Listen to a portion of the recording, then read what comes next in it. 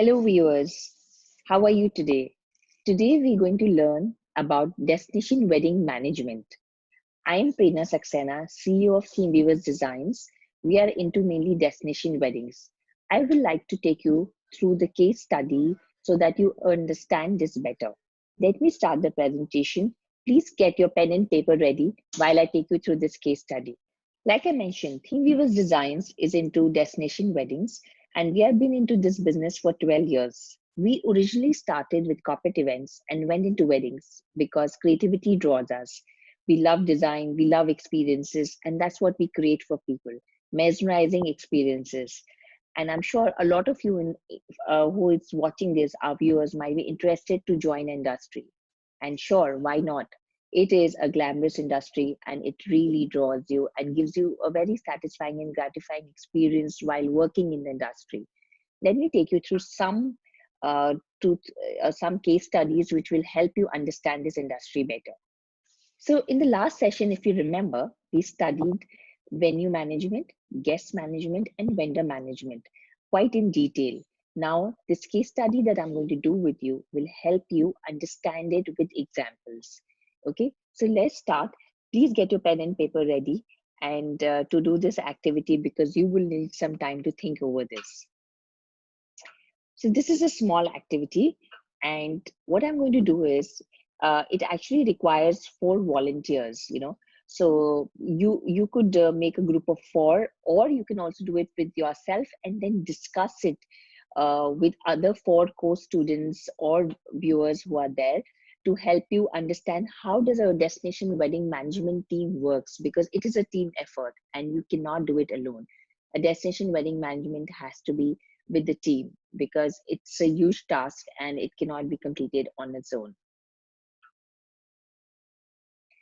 Your brief here is that there is a client from Hyderabad who has an annual turnover of 1,000 crores. Till I don't explain this to you, you will not understand how to make a plan for the destination wedding.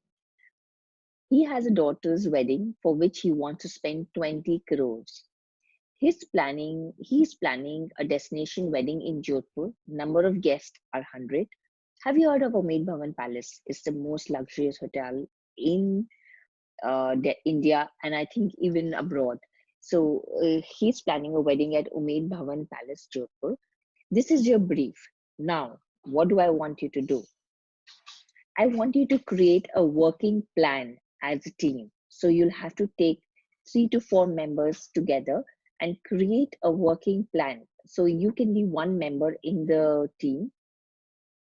So there are 4 verticals. So how I want you to divide this is you choose one, you either be the client servicing person, the operations person, the design person, the production person, or the on-site execution person, and you make a destination wedding plan, which is there.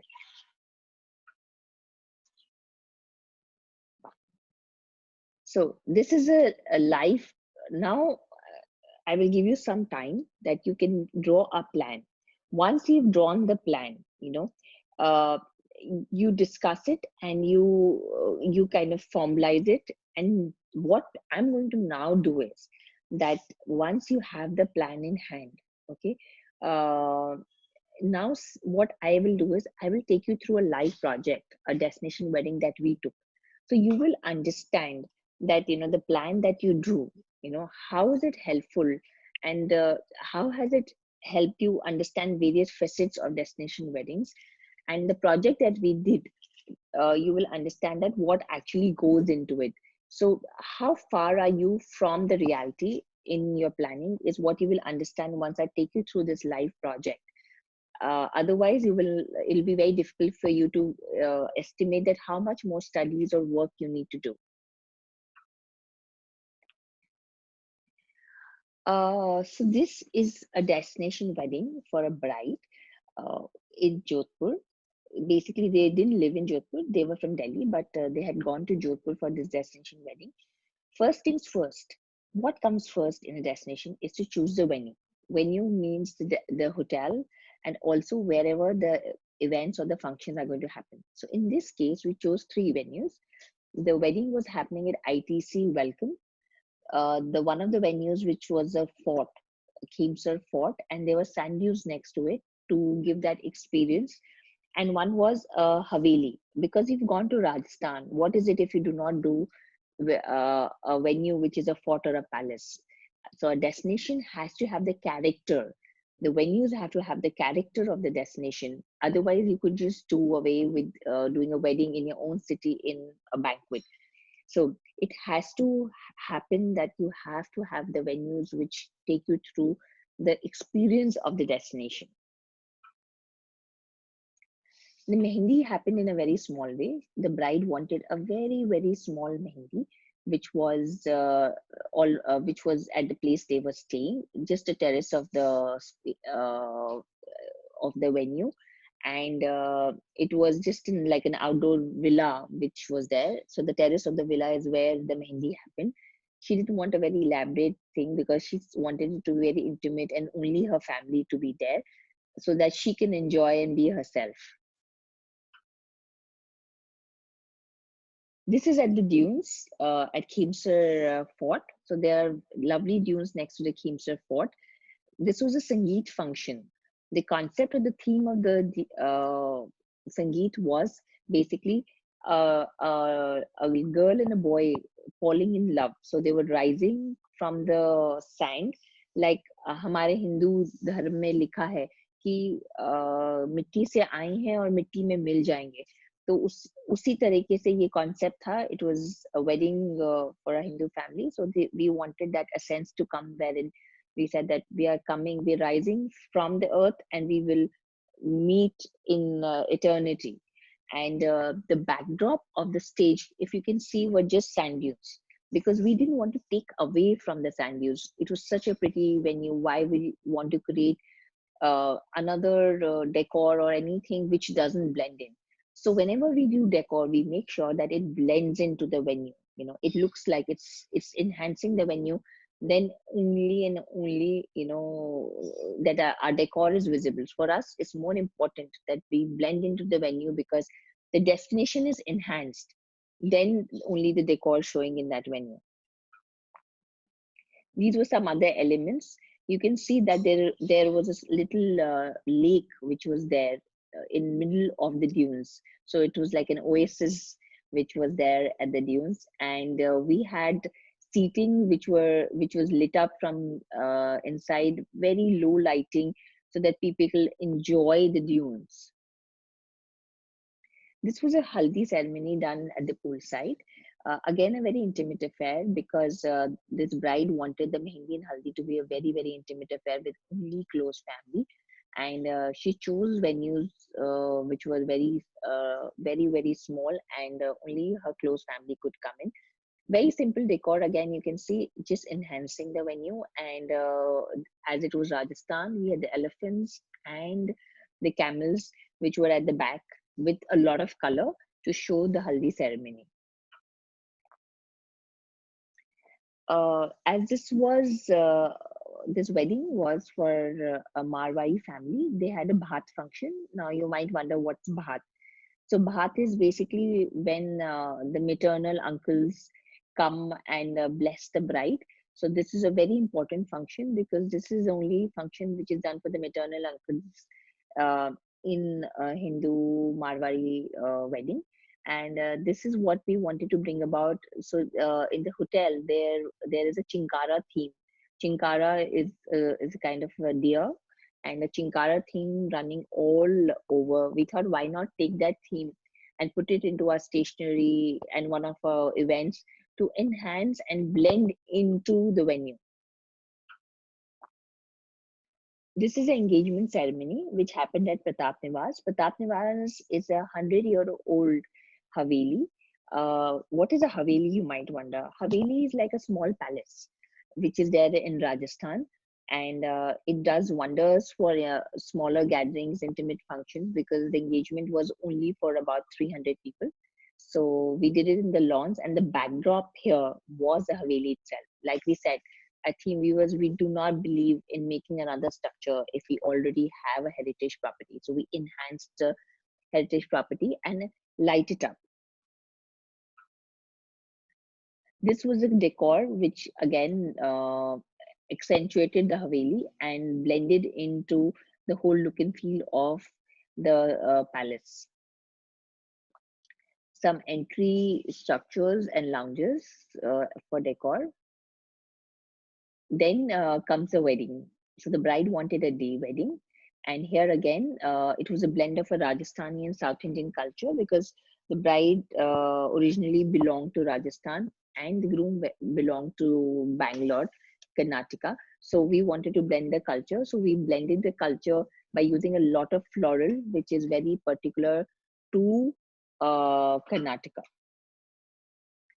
The wedding reception. Okay, so this was very interesting. So can you see the parrot? It's made out of leaf. So the leaf parrot is very South Indian, and the sit down that we did, the food was Rajasthani.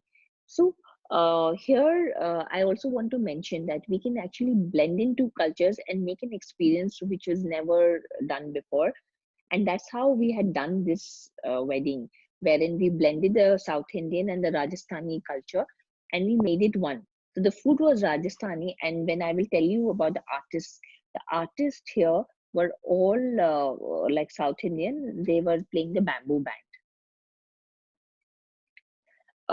So when you're doing a destination wedding, one side is decor, like how I showed you, choosing the venue, doing the decor. After that, what you have to be very, very particular is what kind of entertainment are you doing. The entertainment should be a blend of the theme of the decor. Otherwise, it looks it doesn't complete the experience. So what are experience enhancers? When you're basically doing a destination wedding, you basically carrying this one experience from the time the guest comes in and the time the guest goes out. So now entertainment is also of two types, which is ambient entertainment, ambient artist, and artists on the stage. So generally the ambient artists are at the welcome, or they can also be part of they can also actually be on the stage, like in case of this reception they were on the stage wherein they were playing the bamboo band and enhancing the South Indian theme, which was getting clubbed with the Rajasthani theme because the food was Rajasthani. This is this is the main wedding that I'm talking about in this case study. And at the dunes we had the fire performers. At the welcome we had kachi ghori. Kachi ghori is a form of Rajasthani dance which is done at the welcome of the guests. So when the people were arriving at the hotel, there were Rajasthani dancers which were performing this kachi ghori dance. And at the Pratap Nivas, we had Jhoom Band which was performing and creating that mesmerizing experience for the guests. And the dunes, we also had an international wedding bartender who was performing to kind of make it even better for the guest.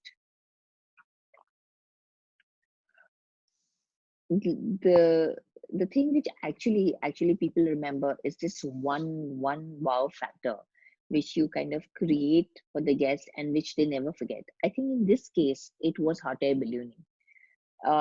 Actually, if the kids come to you and go back to their grannies from the wedding and tell them that, you know what, the wedding was great and we actually did hot air ballooning. So you've created a memory in someone's head which will stay forever.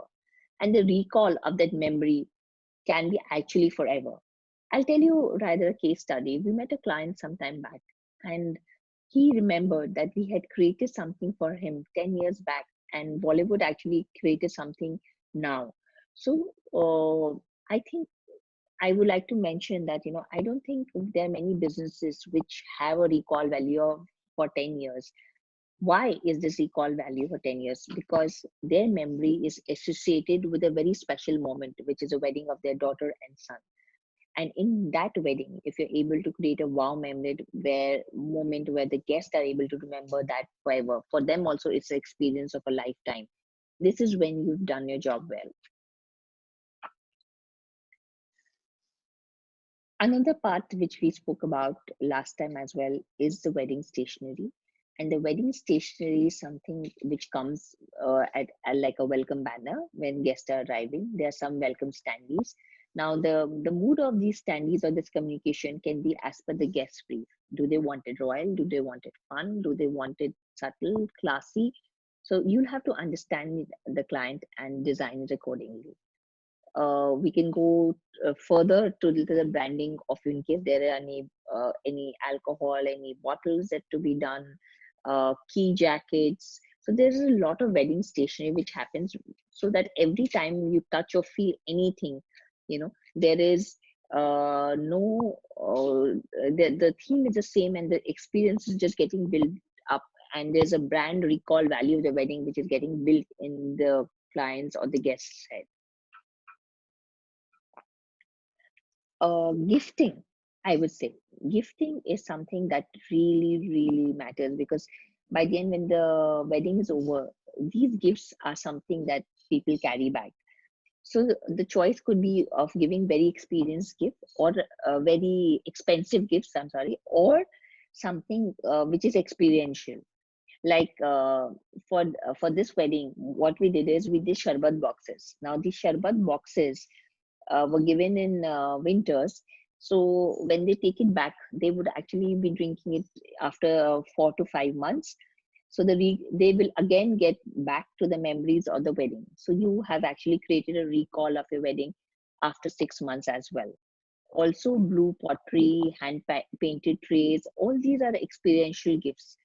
I think we was designs we recommend to the clients to give these kind of gifts, because the kind of clientele who comes to our weddings already has access to every branded item possible. So this is something which can be customized and given to the guest, which will create a memory for lifetime. Also, before they come to the wedding, we kind of get into communication designs. We send them WhatsApp teasers, email teasers, so that it builds up till they come to the wedding and they're excited to be part of the wedding. So this is a video of the case study I just showed.